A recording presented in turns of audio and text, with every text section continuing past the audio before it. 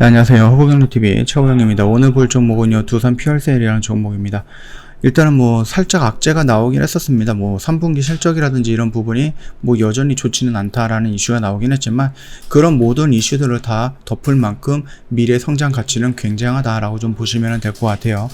악재들을 압도할 시장으로 성장이 될 것이다, 이렇게 좀 이야기가 나와 있는데, 일단 수주 감흥 속에 선방한 실적이다라고 합니다. 우리가 1분기, 2분기는 실적이 굉장히 안 좋았고, 하반기가 될수록 수주 물량이 들어오면서 실적이 증가할 수밖에 없다, 그렇게 언급을 해드렸고, 3분기는 좀 전년 대비해서는 76억 원으로 좀 많이 하락을 했죠. 그리고 예상했던 것보다는 그렇게 차이가 많이 나지도 않았습니다.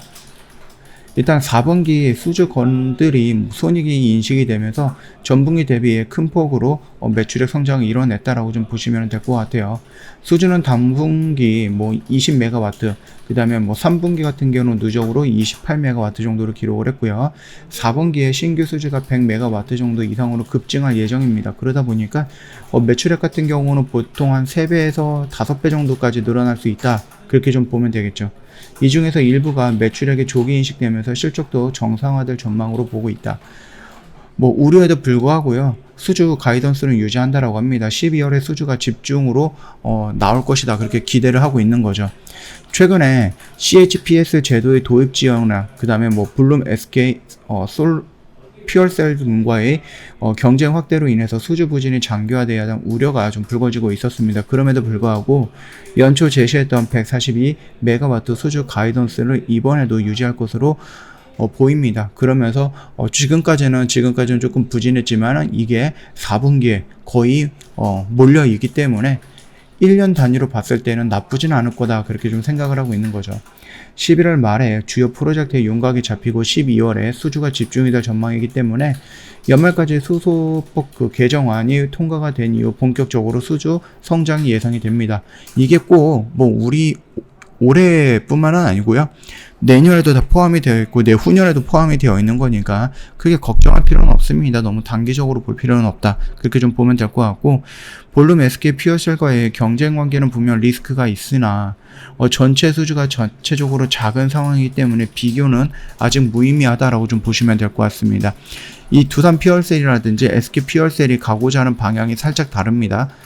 고체 산화물 연료전지라든지 인산형 연료전지라든지 이런 쪽으로 해서 조금씩 달라지는 부분이다 보니까, 그리고 이 두산 퓨얼셀 같은 경우는 SK 퓨얼셀이 어느 하나를 가지고 집중하는 반면에 두산 퓨얼셀 같은 경우는 굉장히 많은 포트폴리오를 준비해 놓고 있는 겁니다. 그래야지 나중에 여기에서 이게 필요하다 그러면 이걸 갖다 쓰면 되고, 다른 쪽에선 다른 게 필요하다 그러면 다른 연료전지를 갖다 쓰면 되는 거기 때문에 이 부분에 대해서 파이프라인도 많이 만들어 놓고 있다라고 좀 보시면 되겠죠. 결국은 좀 많은 것들을 갖고 있는, 하나에 특화되어 있는 것도 좋지만은 여러 개의 상황에서 다 쓸 수 있는 여러 개를 갖고 있는 회사가 더 성장할 수 있다, 그렇게 좀 말씀을 드리는 겁니다.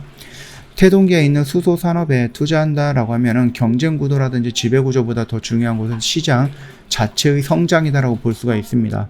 이런 맥락으로 동사가 8월 최초로 중국에다가 수출 계약을 맺었다는 점 역시 하나의 변곡점이 될 수 있다라고 합니다. 동사의 타켓 시장은 내수에서 수출로 확장이 되었기 때문이죠. 그래서 우리나라에서 신재생 에너지로 가고자 하는 방향에 풍력과 태양이 있는 것도 마찬가지겠지만 수소라는 부분도 우리가 빼놓을 수는 없다, 그렇게 보시면 되겠죠.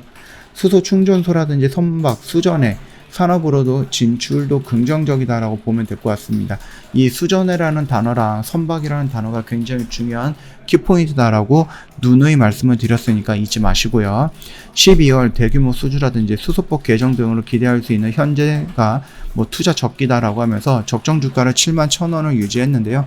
71,000원이다라고 하는 것은 우리가 좀 단기적으로 기다렸던 요 라인보다는 더 높은 곳에 있습니다. 여기 꼭대기가 65,400원이기 때문에 얘네가 71,000원까지 본다라고 하는 것은 이 라인을 더 돌파할 수 있다라는 것을 보여주는 거겠죠. 자, 우리는 이 박스권 안에서 순차적으로 적응을 했고요.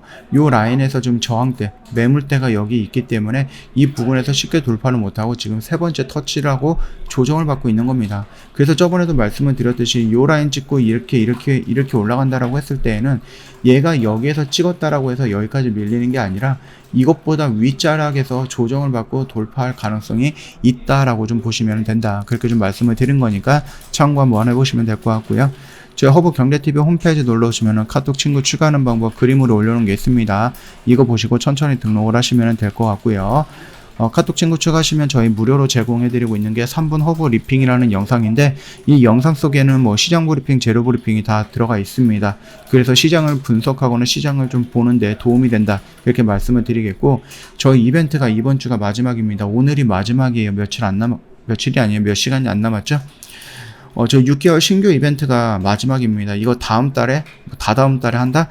그런 거 없습니다. 6개월은 1주년 이벤트로서 저희가 준비했던 처음이자 마지막 이벤트가 될 가능성이 굉장히 높거든요.